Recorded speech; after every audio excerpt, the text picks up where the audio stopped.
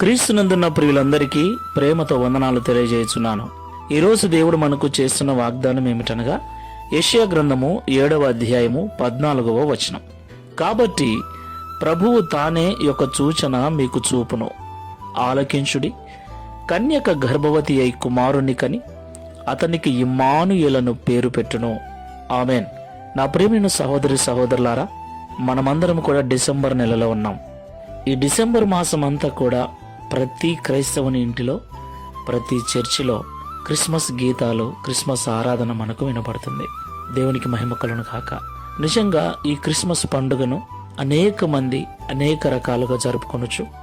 క్రీస్తు పుట్టుకను, క్రీస్తు ప్రేమను లోకానికి చాటుతూ ఉంటారు. క్రిస్మస్ అనగా క్రీస్తును ఆరాధించటం. అసలు క్రీస్తు ఎందుకు మన కొరకు పుట్టాడు? క్రీస్తు మనకు తోడుగా ఉండటానికి పుట్టాడు. యేసుక్రీస్తు ప్రభుల వారికి ఉన్న అనేక పేర్లలో ఇమ్మానుయేలు అని ఒక పేరు. ఇమ్మానుయేలు అనే పేరుకు దేవుడు మనకు తోడు అని అర్థం. దేవునికి మహిమ కలుగును గాక. ఎక్కడో మనం అందుకోలేని ఉన్నత స్థలములలో నివసించేటువంటి దేవుడు మన కొరకు, మనతో కలిసి జీవించటానికి సామాన్యుడిగా, రిక్తునిగా తన మహిమను విడిచి, తన దైవత్వాన్ని విడిచి ఆయన మానవునిగా ఈ లోకంలో జన్మించాడు. అదే క్రిస్మస్ పండుగ. ఆయన నిత్యము మనతోనే ఉంటూ మన జీవితాలలో మనం ఎదుర్కొనే ప్రతి కష్టములో, నష్టములో మనకు తోడుగా ఉంటూ మనలను విడిపించి, ఆదరించి బలపరచడానికి ఆయన మనకెప్పుడు తోడుగా ఉంటాడు. ఈ క్రిస్మస్ పండుగ రోజు మాత్రమే కాదు, క్రీస్తును కలిగి ఉన్న ప్రతి విశ్వాసి జీవితంలో, ప్రతి విశ్వాసి యొక్క కుటుంబంలో ప్రతి దినము క్రిస్మస్ పండుగే. ప్రార్థన చేసుకుందాం. ఇమ్మానుయేలు దేవుడవైన యేసయ్య, పరిశుద్ధుడా, మీకు స్తోత్రాలు చెల్లిస్తున్నాం.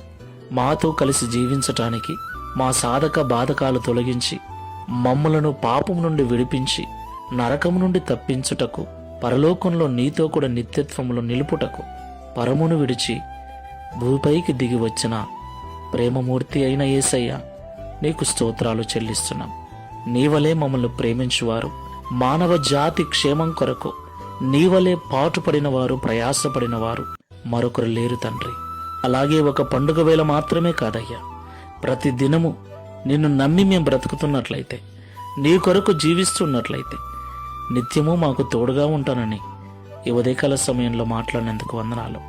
ఈ ప్రార్థనలో ఏకీవిస్తున్న మమ్మల్ని అందరినీ కూడా నీ కృపలో భద్రపరచండి.